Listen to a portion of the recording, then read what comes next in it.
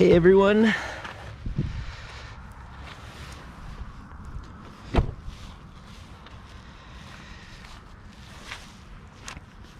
This is the 2020 Nissan Sentra. It is the base model in black. It's a gorgeous day out here. This is the base model 2020 Nissan Sentra. We don't have the rims, we just have the hubcaps. This car is actually very good looking though. This is the new gen, I believe started in 2018, 2019. I really like it in the black.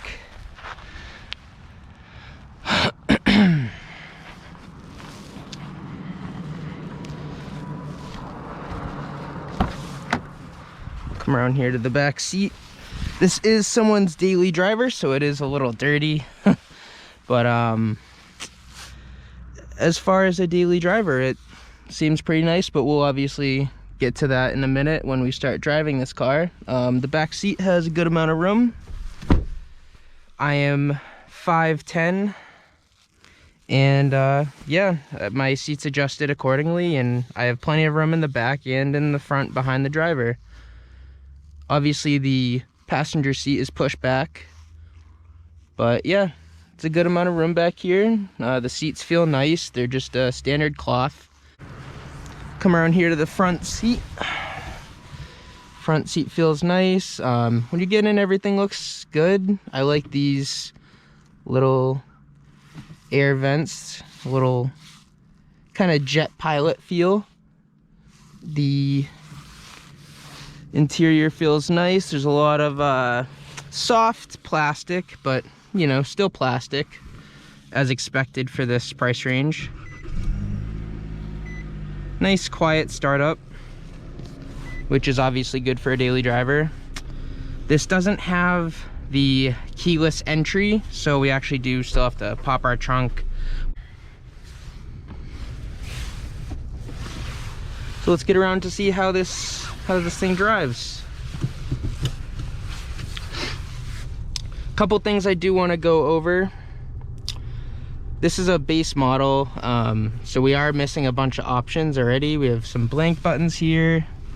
We got an eco mode, no sport mode on this car. As a low gear, obviously it's an automatic with the push start. It has the push start, but it doesn't have the keyless entry, which, I mean, if you have one, you kind of have to have the other. That's kind of how I feel about it.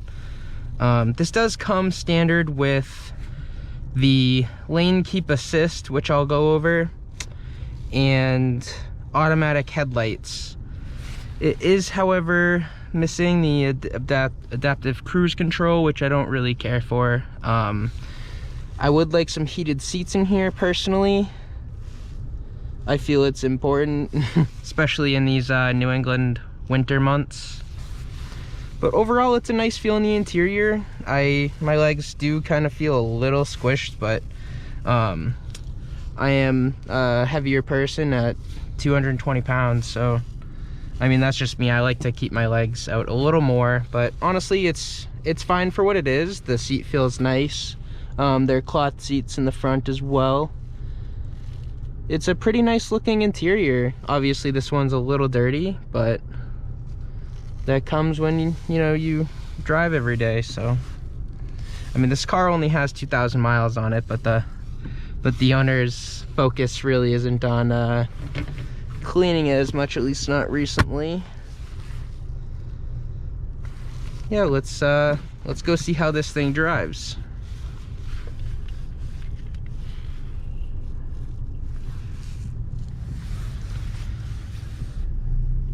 We have Bluetooth on this car, not CarPlay, unfortunately, but nor Apple or Android.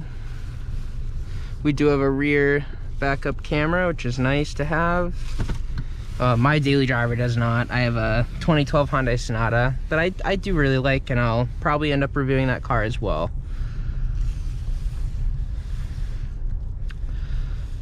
New Hampshire is just beautiful.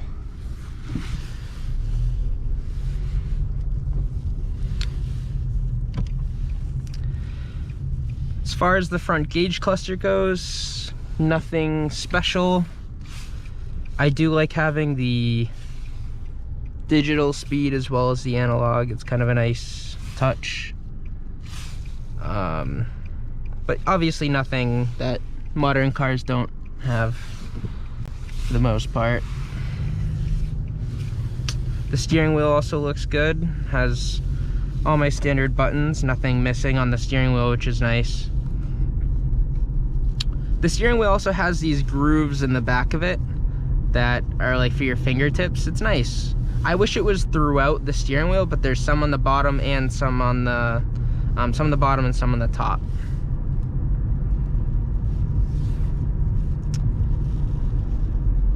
Overall, the cabin noise is pretty well maintained. It's decently quiet in here for an economy car. The ride quality is decent. You do feel a lot of bumps, pretty much almost every imperfection in the road, but they're not very harsh. It's just kind of like, you feel them. It's nothing I wouldn't consider to have in a daily driver. It wouldn't sell me from buying this car. Obviously we have our speed limit on the top of the gauge cluster as well. It's kind of nice to have.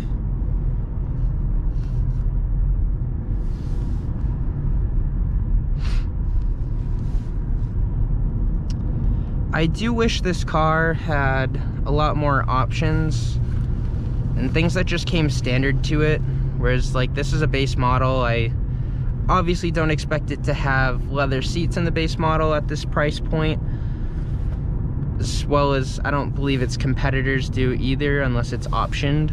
But I would like heated seats personally, and the keyless entry and maybe even keyless start would be nice to have.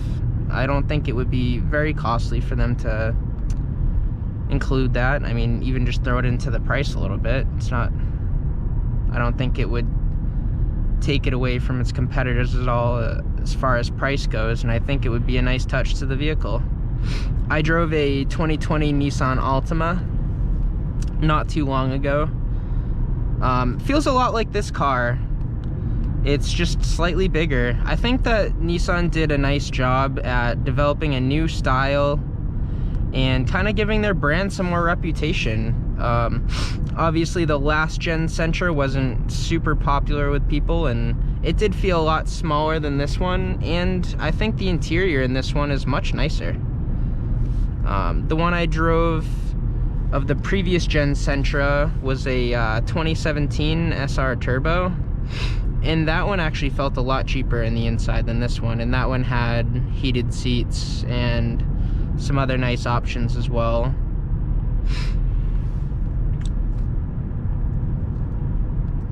The lane keep assist in this car is interesting, but I actually do like it. So a lot of times the lane keep assist is when you go to the, one edge of the lane, it'll, give you an alert, and then it'll automatically move your car back into the lane.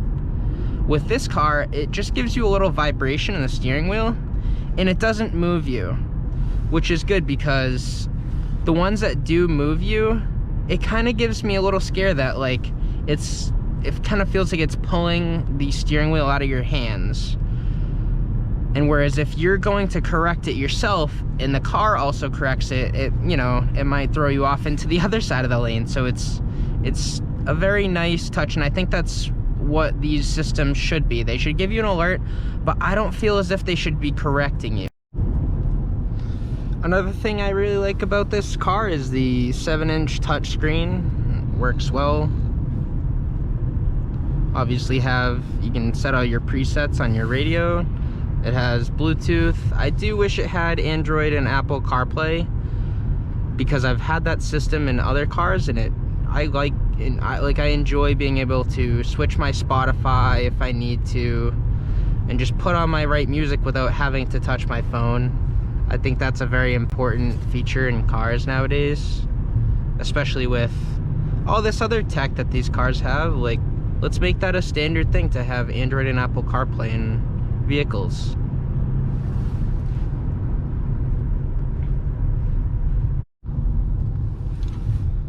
Another thing that I like about this car is it has the like Vive fuel economy thing, and some of these systems often like are kind of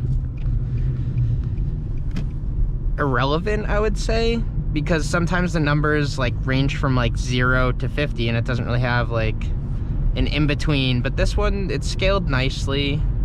Obviously you can see we average 30.9 miles per gallon at the moment, and yeah, the system works nice. You also could see your trip in this little menu, and obviously, you know, Bluetooth audio as well, and obviously play with some settings, and have all your alerts set up to sound off if, you know, someone's in your blind spot. Another thing about these blind spot monitors actually is instead of on the mirror, they're actually right here. I don't know if you guys can see. It's like this little thing on the inside of the car, and I like that because you can see it better. There's one obviously on the other side as well. You could just see them a lot better than when they're on the outside of the car. I mean, especially like if it's winter and, you know, you have some ice here and there, it makes it a lot easier when it's just right there in front of you on the side of your car. So I definitely do appreciate it being in the interior.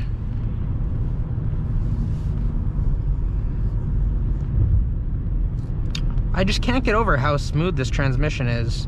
If someone's looking to daily drive one of these, go on right ahead and buy this car. It's very nice. I think that as a daily commute car, it's nice. Obviously, it's not the biggest car, but it'll fit 4 people comfortably, and there's not a lot of body roll into corners. Performs really well. The tires are actually pretty quiet, the standard ones that come with the car. Obviously, if I were to buy another set, it would be some winter ones, just to, you know, feel a little more safe here in New England where we get lots of snow. I haven't driven this car in snow, but I have driven it in rainy conditions and holds up nice.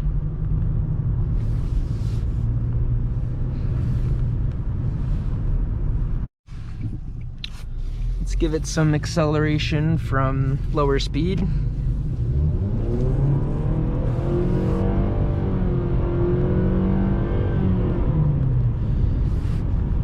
It definitely picks up quick at lower speeds. Obviously that range from like 40 to 60 is not great, but lower speeds it picks up very, very fast. I mean, we hit 40 at a decent pace, and for a small economy car, it's decently quick.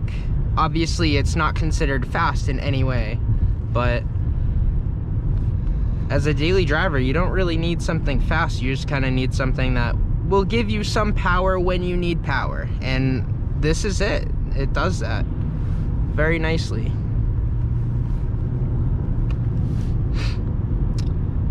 On a longer commute, I would find that I need a little more legroom, just as far as like width goes. I wish this little panel here was slightly higher so my knee could sit, because there's a gap slightly under it that would give me a lot more legroom. And obviously if I put my seat down, I'd be a lot shorter in this car than necessary. So I just wish this panel that has the window buttons, etc., would be slightly higher. Just that way my knee could fit under and give me a little more legroom. But obviously every person is different. This might be perfect for smaller adults and very comfortable too.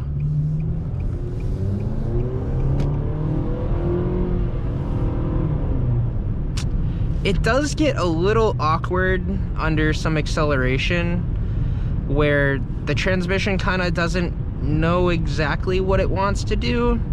I didn't give it a full throttle there because I wanted to just test to see if it would be something like that. And yeah, I mean, it definitely got a little confused. As far as highway speeds, we're going about 60 miles an hour here, and we start to get a lot of wind noise. So that might be kind of a concern on, you know, for someone who's doing a lot of highway driving. Me personally, if I were to give someone tips on, you know, what car to buy, if you're gonna be doing a lot of highway driving, I would go with the bigger, more sound sedan. Maybe even just, you know, the Nissan Altima would give you a lot more comfort and quiet for the price. And obviously, don't forget the options. I would highly suggest getting heated seats if you live in somewhere in a, you know, obviously a cold region like I do. So another thing too is the keyless entry and keyless start. Very, very convenient, especially the remote start. That's something I definitely like to have. And the Altima I had came with it, and it didn't really have many other options. It didn't have leather seats or heated seats or nothing like that, but it had remote start. So I wonder if that is a feature that comes standard with the Altima but doesn't come standard with this Sentra. So yeah.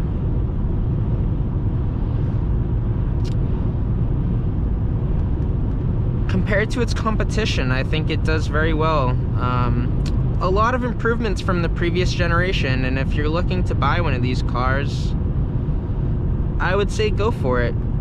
Obviously, the only cons would be the lack of Android and Apple CarPlay.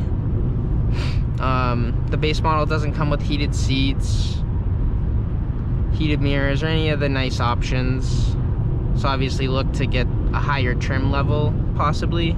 But even the base model is very comfortable. I could see myself dailying one of these, no problems whatsoever. If you're doing a lot of highway driving, maybe go with something a little more sound, obviously, but it's a nice car, and I would recommend it to anybody who's in the market for this, or a Corolla, or even, you know, a Hyundai Elantra as well. Obviously, the Honda Civic is a time-tested machine that a lot of people in this car market, in this smaller sedan market, go for. But I think this generation of Nissan Sentra can compete.